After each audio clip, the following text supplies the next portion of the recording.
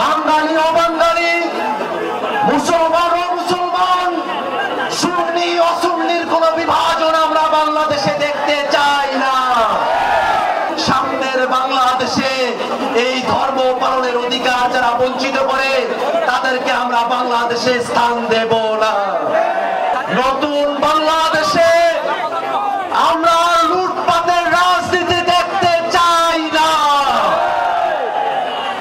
বাংলাদেশের মানুষকে রাস্তাঘাট, ব্রিজ, কালভার্ট, বিল্ডিং দেখিয়ে এদেশের টাকা পয়সা বিদেশে পাচার করা হয়েছে।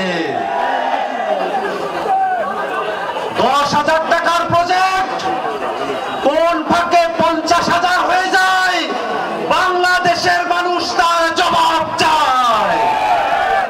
ভাইয়েরা আমার, আমরা নতুন যে বাংলাদেশ প্রতিষ্ঠা করতে চাই, সেই বাংলাদেশে যে কোনো উন্নয়ন প্রকল্প, যে কোনো ধরনের প্রজেক্ট, সেটা যত ছোট হোক আর বড় হোক, প্রত্যেকটা জায়গার প্রতিটি পয়সার হিসাব জনগণের কাছে খোলাসা করতে হবে। বাংলাদেশের মানুষকে দীর্ঘ সময় ধরে নাগরিক অধিকার, সেবা এবং মর্যাদা থেকে বঞ্চিত করা হয়েছে। বাংলাদেশের মানুষ থানায় গিয়ে হয়রানির শিকার হয়, পাসপোর্ট অফিসে হয়রানির শিকার হয়, সচিবালয়ে হয়রানির শিকার হয়, শিক্ষা সেবার জন্য বোর্ডে গেলে হয়রানির শিকার হয়। বাংলাদেশের মানুষ আইডি কার্ড পরিবর্তন করতে গেলেও হয়রানির শিকার হয়। আর এই বাংলাদেশের মানুষকে রাষ্ট্রীয় সেবার ক্ষেত্রে আমরা আর হয়রানির মধ্যে রাখতে চাই না।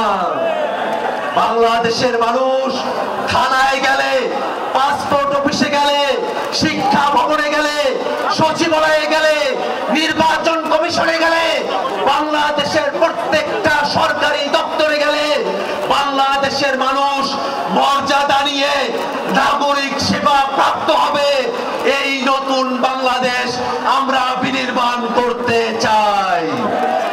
আমরা ঘোষণা করছি, বাঙালি ও বাঙালি, মুসলমান ও মুসলমান, সুন্নি অসুন্নির কোন বিভাজন আমরা বাংলাদেশে দেখতে চাই না।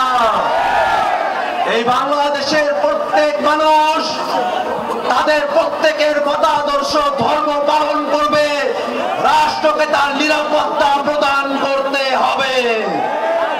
চট্টগ্রামের মানুষ ধর্মপ্রাণ মানুষ, কিন্তু বিগত সময়ে ধর্ম পালনের কারণে চট্টগ্রামের মানুষের উপরে তারা নিপীড়ন করেছে, ধর্ম পালনের অধিকার দেয় নাই। সামনের বাংলাদেশে এই ধর্ম পালনের অধিকার যারা বঞ্চিত করে তাদেরকে আমরা বাংলাদেশে স্থান দেব না। ভাইরা আমার, নতুন বাংলাদেশ গড়তে হবে। এই বাংলাদেশে যারা ঘাপটি মেরে সন্ত্রাসী করতে চায়, বাংলাদেশের স্বাধীনতা সার্বভৌমত্বকে হুমকিতে ফেলতে চায়, তাদের বিরুদ্ধে আমাদেরকে লড়াই করে তুলতে হবে।